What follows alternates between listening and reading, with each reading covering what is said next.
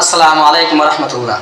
অক্টোবৰেৰ 3 তাৰিখত গোটেই ভাৰত বন্ধ ৰখাৰ ঘোষণা কৰা হয়েছে অল ইন্ডিয়া মুসলিম পাৰ্সোনাল ল বোৰ্ডেৰ তৰফৰ পৰা। কিন্তু কিয় আজি জানিম আমি সকলো বিষয়। তার कारण হল आप हजरात की खिदमत में अर्ज है कि 3 अक्टूबर बरोज़ जुमा all India Muslim personal law board ने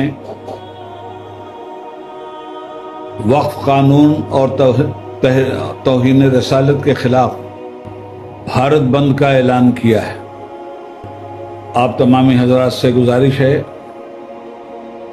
कि 3 अक्टूबर बरोज़ जुमा सुबह 8 बजे से लेकर 2 बजे तक अपनी दुकान और अपने तजारती कारोबार को मुकम्मल तौर पर इस कानून के ख़िलाफ़ तौहीन रसालत के ख़िलाफ़ इत्तेहादी क़ुव्वत का मुज़ाहरा करते हुए कामयाब बनाएं।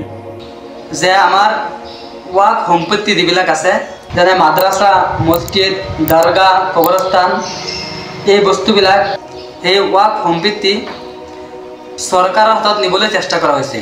তার কারণে অল ইন্ডিয়া মুসলিম পার্সোনাল ল বোর্ডের তৰফৰ পৰা এই বন্ধৰ ঘোষণা কৰা হয়েছে। ৰাতিপুৱা 8 বজাৰ পৰা 2 বজালৈকে সকলো দোকান, ব্যবসা, বজাৰ বন্ধ ৰখাৰ ঘোষণা কৰা হয়েছে। আৰু 3 তাৰিখত দিল্লীৰ যন্তৰ মন্তৰত এখন বিশেষ সভাৰ আয়োজন কৰিছে।